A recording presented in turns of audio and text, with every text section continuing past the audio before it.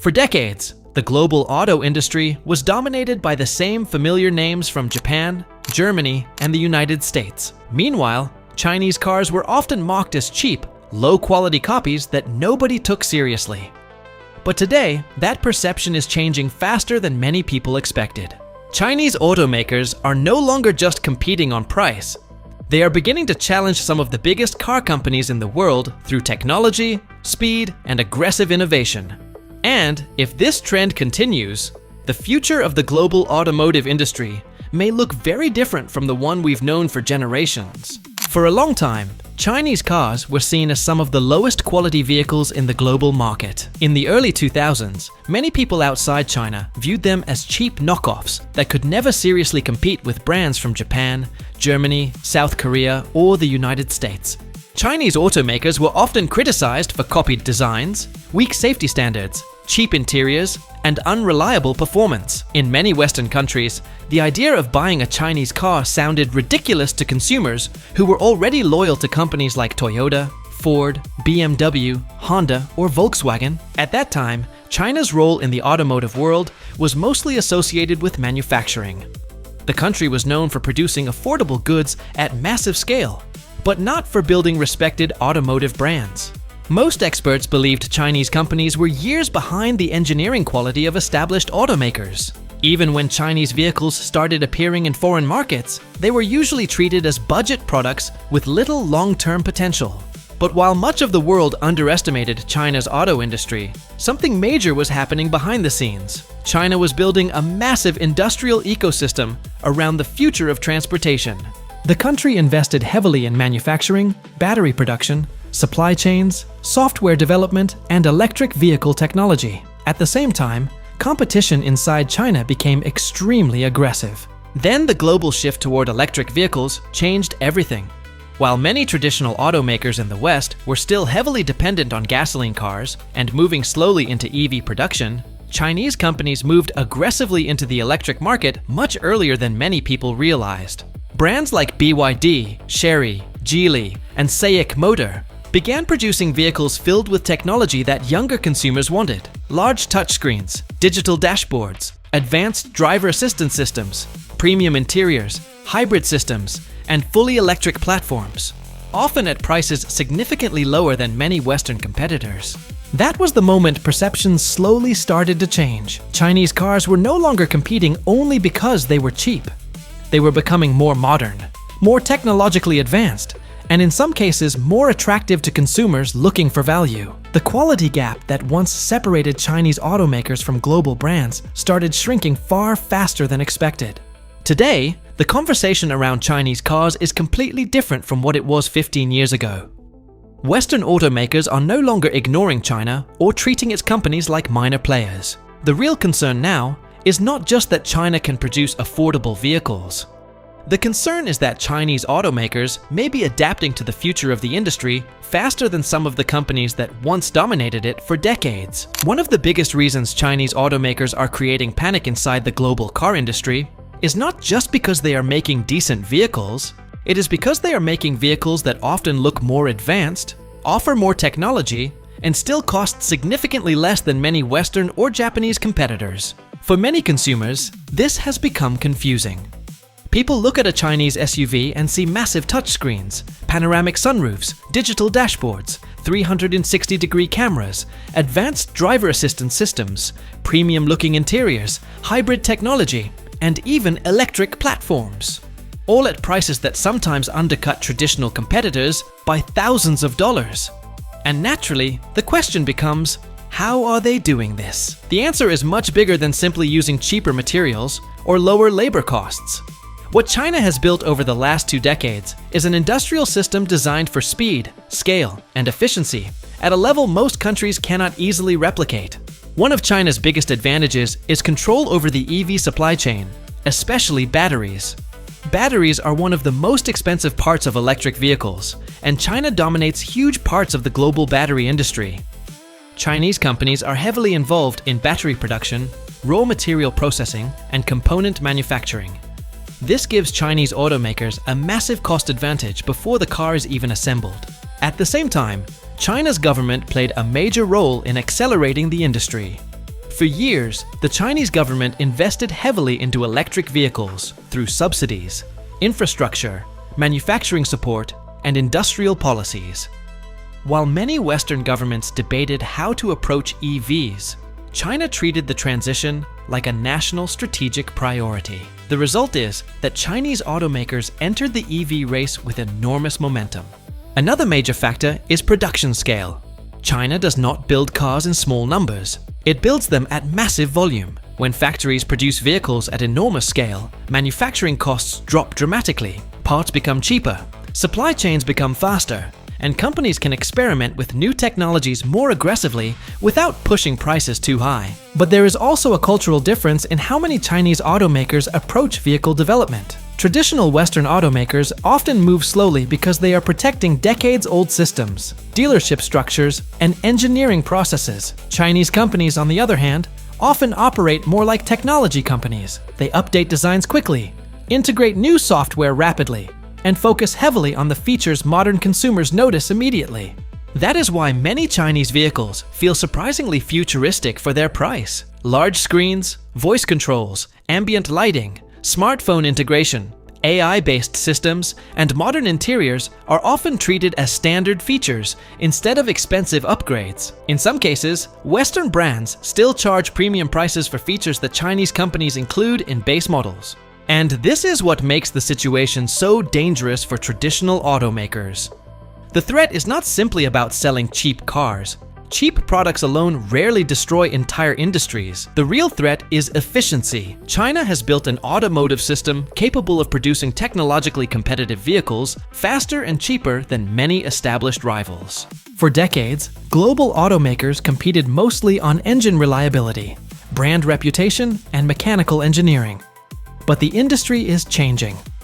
Modern consumers increasingly care about software, screens, connectivity, driver assistance, and overall technology experience. In this environment, Chinese automakers are entering the market at exactly the right moment. And if traditional brands cannot lower costs while still keeping up with technology expectations, the pressure from China will only continue growing. For decades, the global auto industry had a very clear map of power. Germany was known for engineering and luxury. Japan dominated reliability and efficiency. The United States represented scale, muscle, and automotive culture. South Korea became a rising force through aggressive quality improvement and competitive pricing. These countries shaped the modern car industry for generations, and most people assumed that balance would remain unchanged for a very long time. But over the last several years, the center of gravity inside the automotive world has slowly started shifting toward China. At first, many people only viewed China as the world's biggest car market. That alone was already important because millions of vehicles were being sold there every year. Global automakers desperately wanted access to Chinese consumers because the market was simply too large to ignore. Companies like Volkswagen, General Motors, BMW, and Toyota invested heavily in China to maintain growth.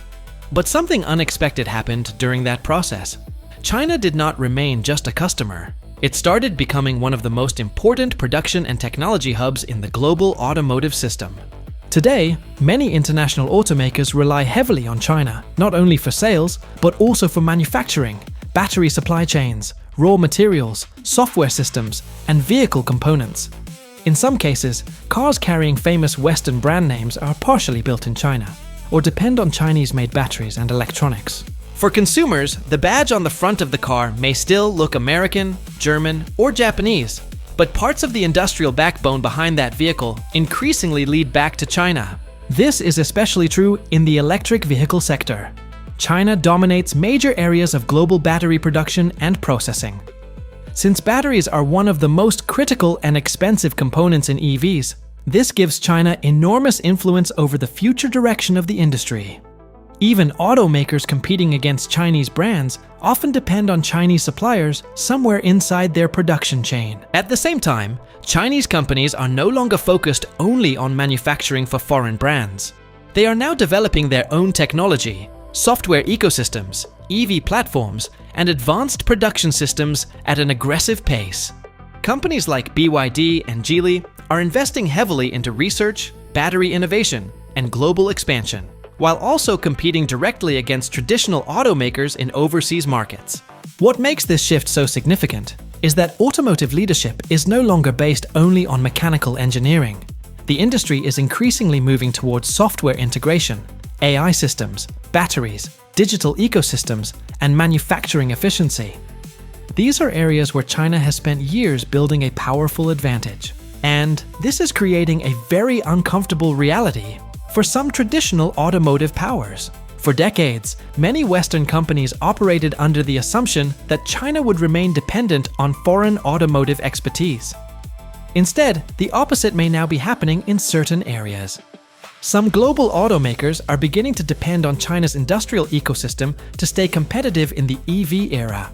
This does not mean China has completely replaced the traditional automotive powers. Germany, Japan, South Korea, and the United States still dominate many important parts of the industry. But the global balance is clearly changing. China is no longer simply participating in the automotive world. It is becoming one of the central forces shaping where the entire industry goes next. For a long time, traditional automakers did not see Chinese car companies as a serious threat. Many executives in Europe, Japan, and the United States believed Chinese brands would remain low-cost players that could only compete in developing markets. The assumption was that consumers in major markets would always trust established brands with long histories and proven reputations. But that confidence has started to weaken. What is making many traditional automakers nervous is not just the existence of Chinese competitors. It is the speed at which those competitors are improving.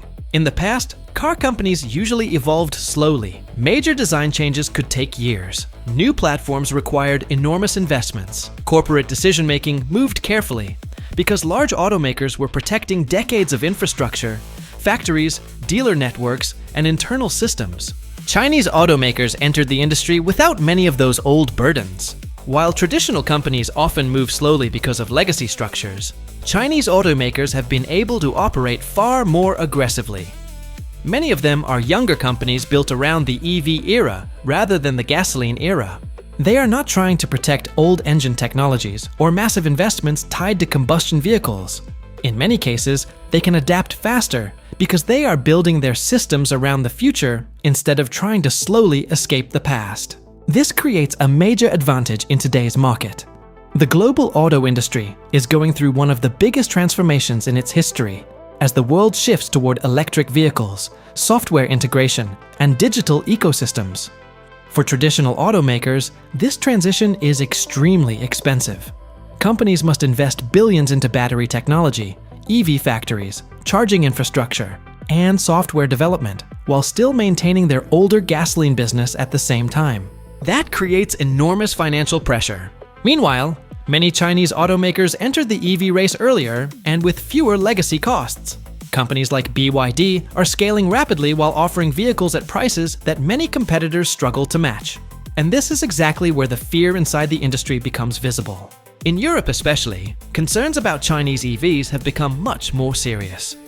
European officials and automakers worry that heavily subsidized Chinese vehicles could flood the market with lower prices that domestic brands cannot easily compete against. Some leaders fear that if Chinese EV expansion continues at its current pace, parts of Europe's automotive industry could lose market share very quickly.